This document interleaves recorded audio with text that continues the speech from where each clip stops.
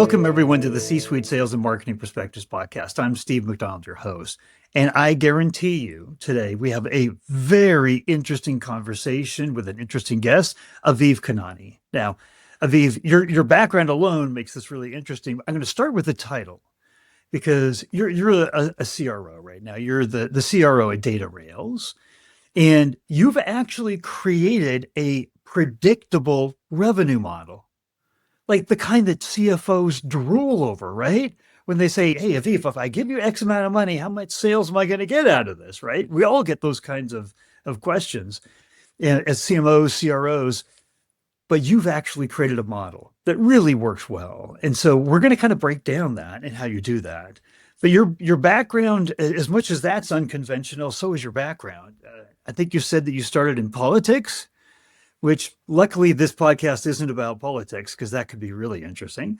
But, and then you also just the fact that you moved from marketing into a chief revenue officer position, that doesn't happen in most B2B companies, but it gives you under the CRO position, a lot of companies are moving to, sales, marketing, and customer success under one umbrella, right? Because it's the go-to-market motion. So it makes good sense. So it makes good sense why you made that move. And you've done a lot of moving around. You're from Israel. You've lived in a number of different cities in Israel. You've lived in a number of different states in the United States. So what I would love to do before we dig in here is just give you a chance to maybe expand on that background a little bit, if I didn't take all your thunder, and then we'll get started. Amazing. Yeah, thanks, Steve. Really excited to be here on your podcast. I'm going to live like in a lot of different places, a lot of different backgrounds. But most of my career, I was actually focused on marketing. That's my background. And about 4 years ago, leading marketing for a different hyper-growth startup. And then one of the co-founders of Datarails, which was just in its infancy, reached out to me. I looked him up on LinkedIn. His name is Eyal Cohen. Apparently, really built a $1 billion company, which is WalkMe. That last year got sold to SAP by $1.5 billion. And I saw this as an opportunity to maybe be his like second unicorn. And when I joined the company, it was 95% outbound, just a couple $1 million in ARR, just a lot of SDRs getting on calls, trying to book meetings. And Didi, the CEO, and Eyal told me, try to figure out marketing and see how it works. Fast forward 4 years later, we built a very strong go-to-market engine, and starting from marketing from a company that was 95% outbound. Now it's 95% inbound. Like you mentioned, we built this kind of predictable model. And 2 years ago, they asked me to take over the sales team as well, in addition to marketing. So we have, like you mentioned, it's a best practice now, I think, in SaaS. You have one person looking at everything from the lead at the beginning to the close one deal at the end. The main problem is now I have no one to blame for not closing my amazing leads. And the head of sales, I have the problem that I can't blame marketing for all these crappy leads that will never convert. So you want to find like the middle ground, but we've been having like ever since like great growth.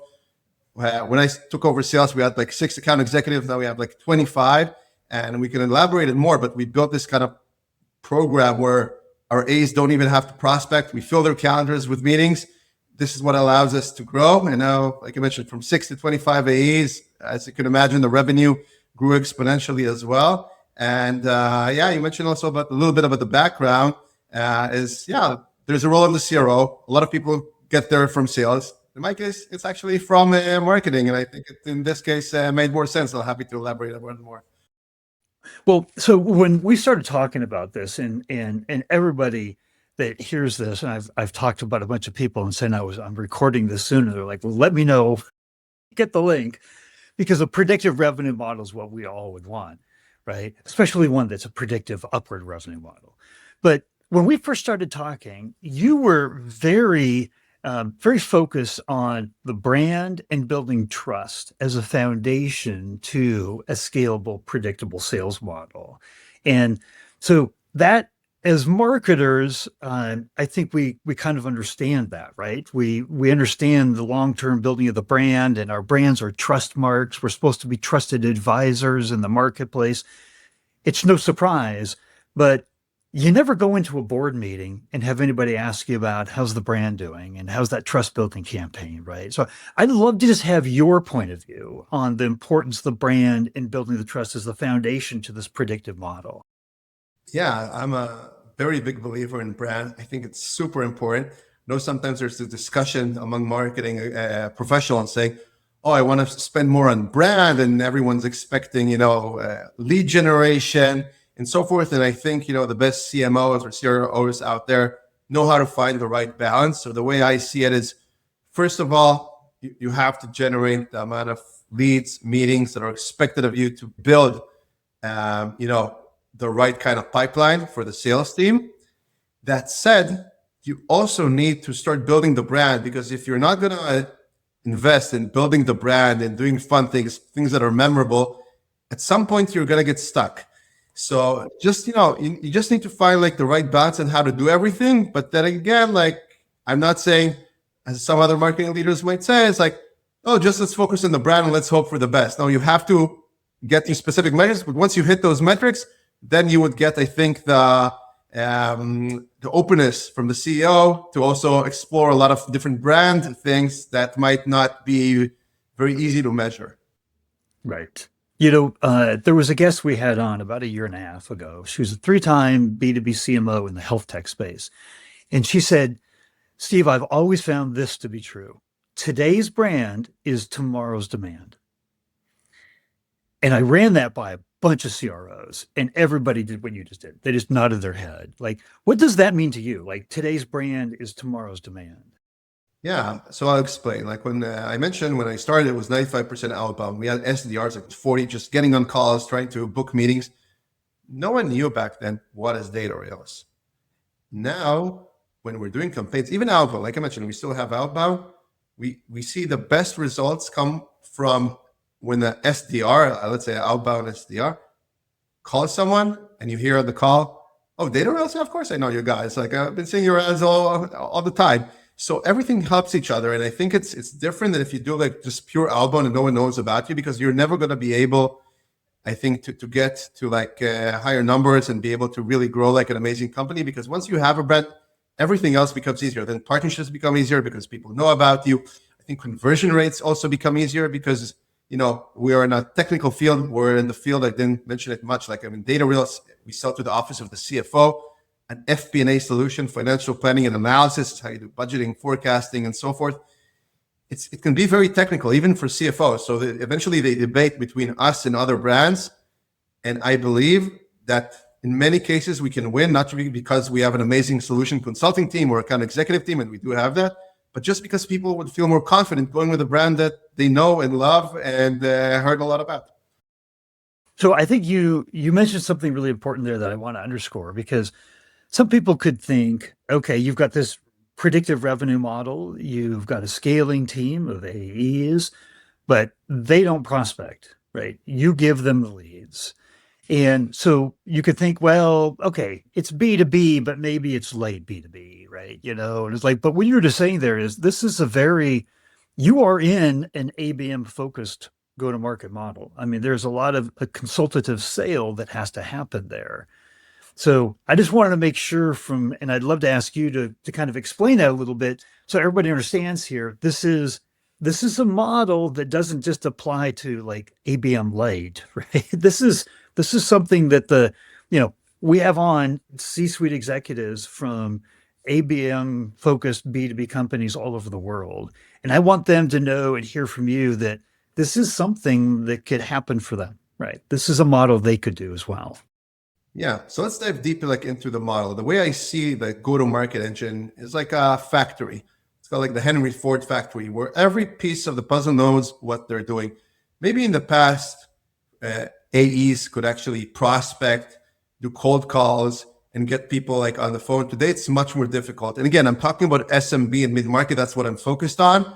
I know it can be a bit different in enterprise, but for SMB mid-market, like we are a total addressable market, more than 100,000 companies. It doesn't make sense for me to take my account executives who are amazing closers and get them now on lists and start calling people. And it's just a waste of their time. So the practice that we build is that we generate all the demand, all the leads through marketing. Then it goes to the SDRs who qualify it, then the account executives who do the intro meeting, then there's a solution consultant. And within 30 to 60 days, we will close a deal. And the way that it works is that we spend a lot of money like in paid media, and we have like an amazing team there. So I can actually tell you, based on how much budget we're using in marketing, how many meetings we will be able to generate. From those meetings, how many are going to become opportunities, like again, percentage wise. And from those opportunities, how many would become closed won, which makes it much easier when I go to the CEO or CFO and they say, okay, your target was just raised by 20%. So I can go back to my numbers and estimate, it's not exact science, but we're trying to make it as close as possible to it, to say, you know what, this is what you need. Based on that, this is the marketing budget I need. This is the amount of account executives I need, because again, I'm going to fill their calendars. I'm not counting on them to fill their calendars. I know, for example, let's say I want to do 40 meetings per account executive per month, which I know is a lot. So I know, like, if I increase the marketing budget, I'm going to generate X amount of meetings. And for X amount of meetings, I need the Y amount of account executives. And this is the model that we built that has been very successful for us so far, and helped us grow and generate more revenue. So you're operating in a world like Gartner, McKinsey, they've all talked about this. The B2B buyer these days, they're waiting longer and longer to want to even talk to us. They're doing more and more of their research independent because they don't trust us, right? And in this environment where it's getting harder and harder to sell, you're excelling at it. Or if you could dispel for just a minute that, like, these aren't easy buyers to get a hold of, right? You didn't all of a sudden have an audience that just was a lot easier than anybody else's, right? How does this work in this? It seems counterintuitive, right? You're like almost automatically filling the pipeline, it feels like. Yet for the rest of us, we're struggling with even trying to get attention, right? Get meetings to begin with. Like, tell us a little bit more about how you're doing this. Yeah, so let's go like deeper into the tactics. So we built like both paid media tactics as well as organic ones. And it's a mix because you want to get people where they are. So on the organic side, we built a really fun LinkedIn page that has a lot of like funny memes or thought leadership about this space. And we get a lot of amazing engagement. Like usually our engagement is much higher than companies that IPO'd in the field of like selling to the office of the CFO, because we're willing, to take risks, do things that are interactive and fun, and get people excited. That's one thing. The other thing in organic that we do is we create a leading podcast in FP&A. I know it sounds super niche and geeky, but a lot of people work in FP&A, again, financial planning and analysis. There was no one big podcast. And since we launched it more than 3 years ago, we have more than 600,000 downloads for the podcast. We hear that also in sales calls. People reference the podcast. It's finding your niche. In addition to all that, in the paid side, we've been running for many years campaigns both in Google, in Facebook, and in LinkedIn. And when I tell that to other CMOs, they usually say, okay, Google and LinkedIn make sense, but Facebook and Instagram, really? So it's one of our best channels for many years now. Even in the past year, we started to explore TikTok even more. And it's also working. And you would be surprised, CFOs and TikTok, yeah, CFOs also have a sense of humor. They also, when they're bored, they doom scroll, through their phones, whether it's an Instagram or TikTok. And we actually see positive ROI. So like to your point, is you need to understand where your target is and generate high quality content that they would enjoy. Again, whether it's on TikTok or Instagram, which is funny little ads, podcast, deep discussions into the world of the FP&A space. We work with influencers, we work with other people, but we want to know where the CFOs and VPs of finance are, and we want to create high quality content that they would want to engage with. I love the podcast strategy because one of the things that does for you is something that like McKinsey talked about, is that most B2B companies don't have a dedicated voice of the customer program. Like they don't have a way to actively listen and ask the important questions. They can't be asked in a sales conversation, right? Because that's a selling environment. We all know when we talk to customers and it's a non-sales environment, as VPs of marketing, CMOs of marketing, we have those kind of conversations all the time, or customer advisory boards. We learn tremendously. But your podcast, you're learning every single time that you bring those folks on. They're your ICP, right? Exactly. It's like we get to interview our ICP on a weekly basis, a weekly program.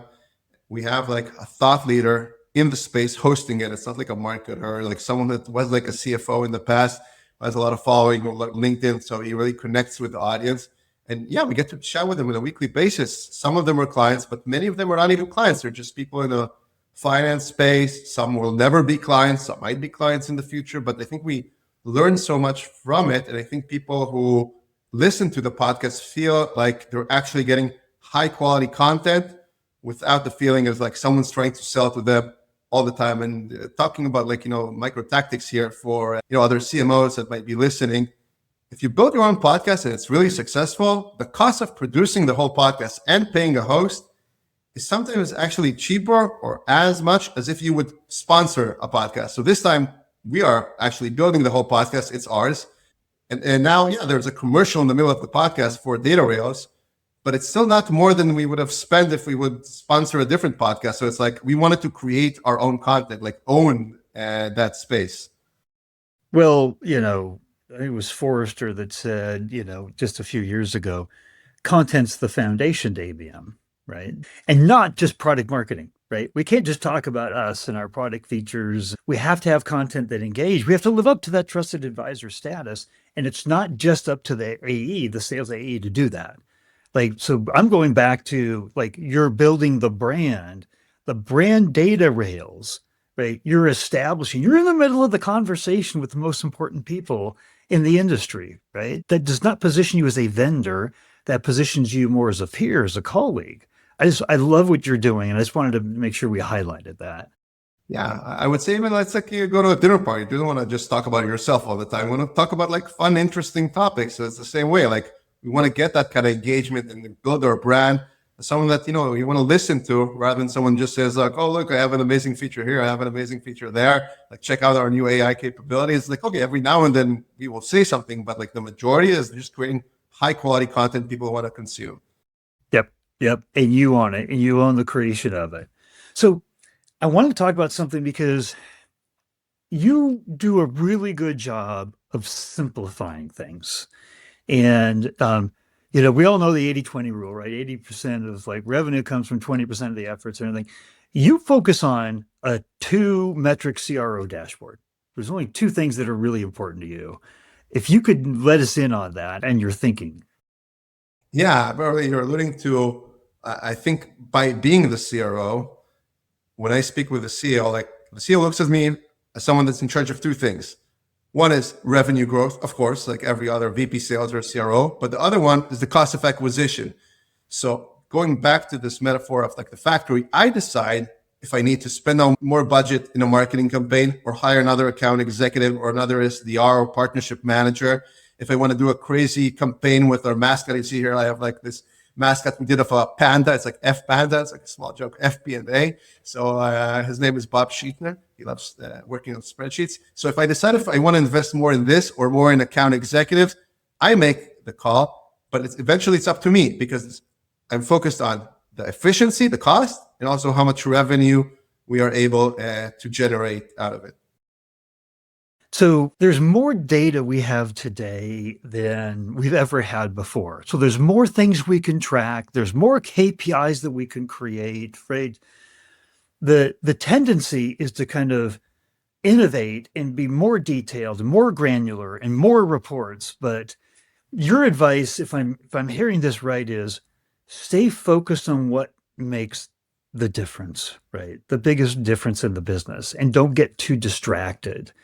We can hide behind our numbers. We can hide behind our data a lot of the time. What I would love to know, kind of your recommendation to, other CROs, C-suite executives, CEOs, CMOs that are out there in terms of kind of the way that you focus. Because I hear you talking and I hear you saying, we're going to do these few things and we're going to do them really well. And we're going to be innovators and we're going to have fun doing it. That's what I'm hearing, but I'd love to hear it directly from you. Yeah. So my philosophy is really hire amazing people and let them go wild with their ideas.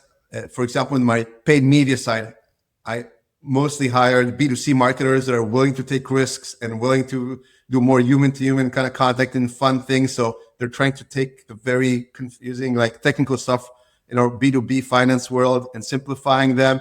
And in content and brand, we're also trying to create like all these like fun little things and crazy campaigns. We did a protest in front of a finance conference. We're doing like a mascot of a panda.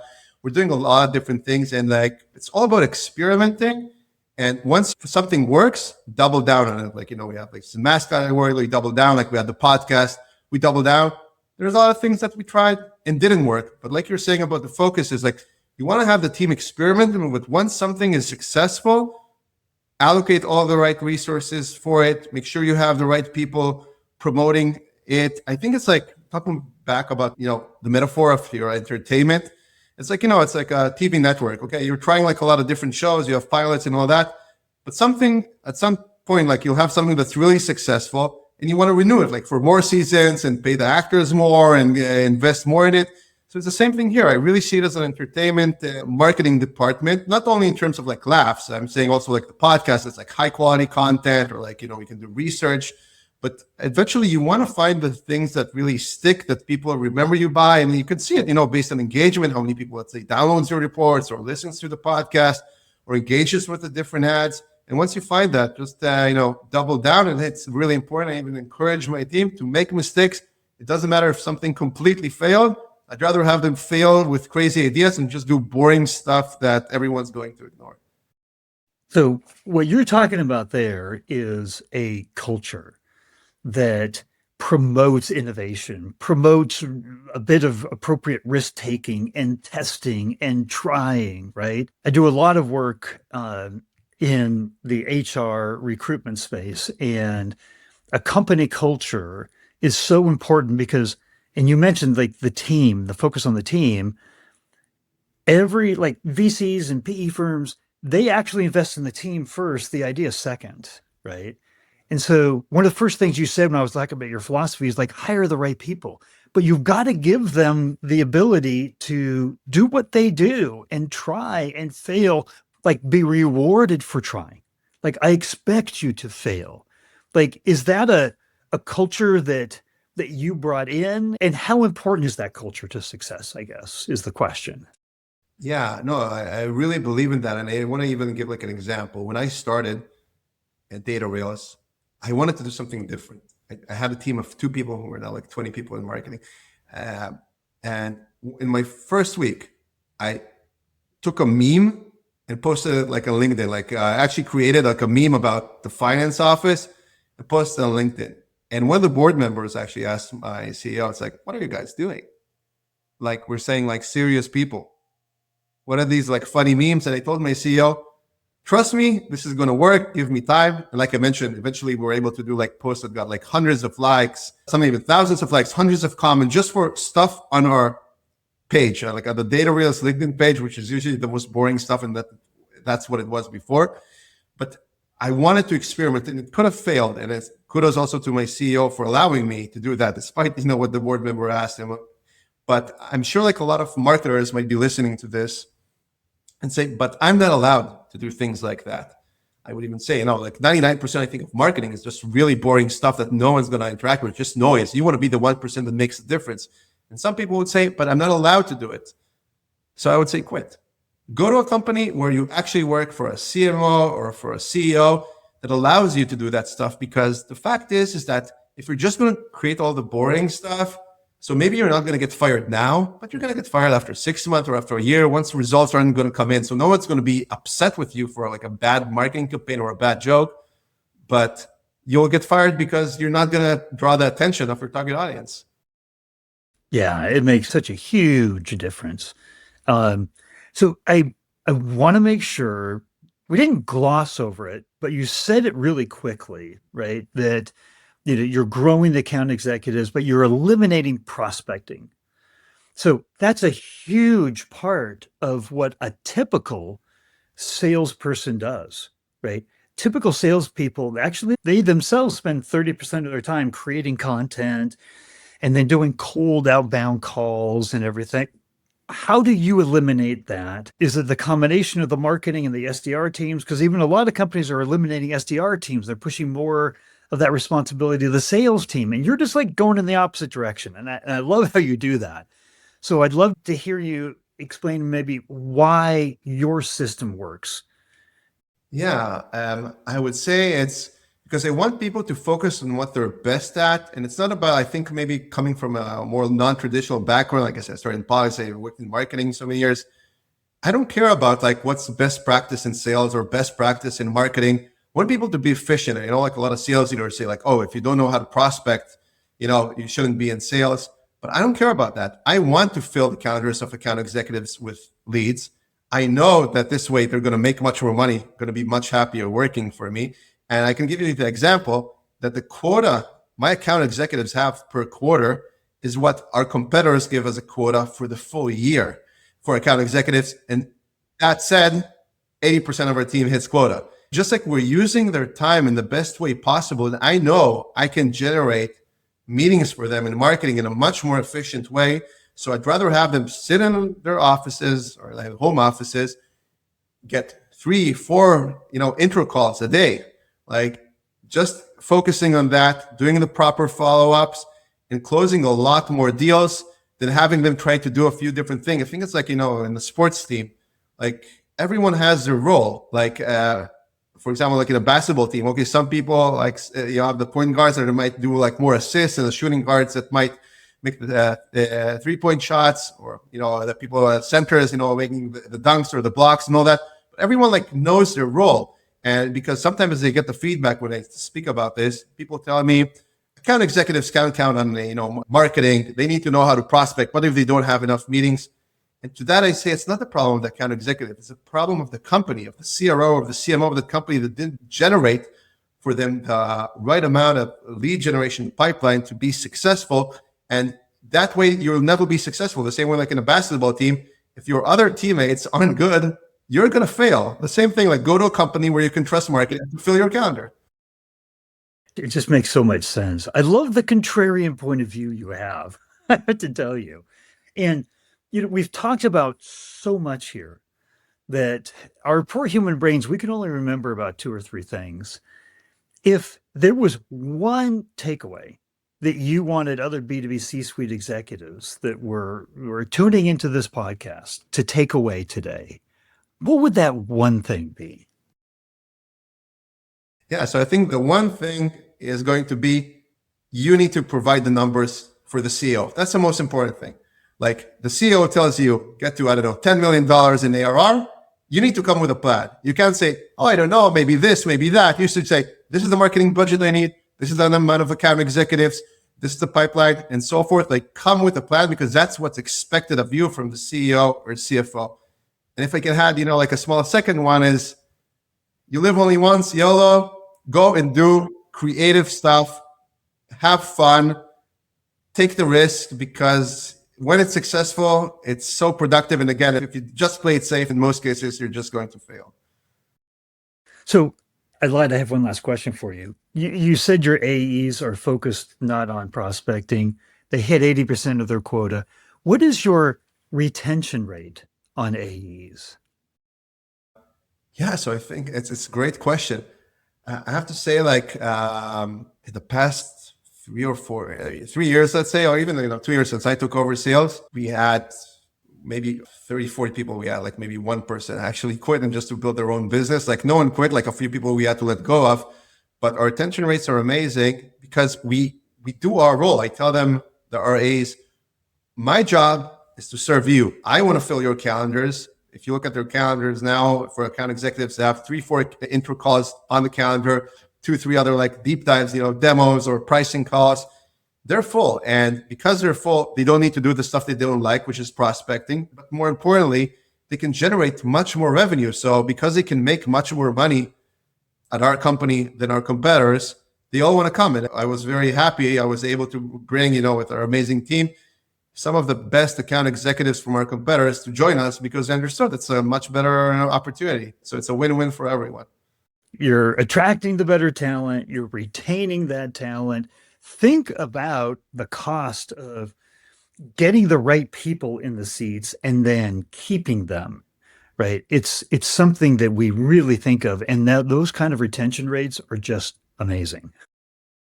It's amazing. I have to say, there are going to be questions coming from this podcast. Is it okay if I give out your LinkedIn profile link so people could reach out to you? Yeah, yeah, of course, of course. That's I think the best way to reach out to me. Send me a note like on LinkedIn. Let's connect. And yeah, I try to post things every now and then, as you will see. Like some things I'm trying to do more contrarian to make it more interesting. But yeah, I'd love to stay in touch. Well, fantastic. The mission of this podcast is to take different perspectives, unique perspectives, contrarian perspectives, right? And if we can all share our insights and perspectives from our experiences with each other, then it's the rising tide that lifts all boats. And I think you were a tsunami today. You knocked it out of the park. I just want to say thank you for coming on and just sharing everything that you've done. And you should be incredibly proud of what you've accomplished there because we got a lot of executives that are drooling right now at what you've created. So thank you for coming on today. Thank you so much, Steve. I love being on your platform. So I really appreciate it and really enjoy the conversation.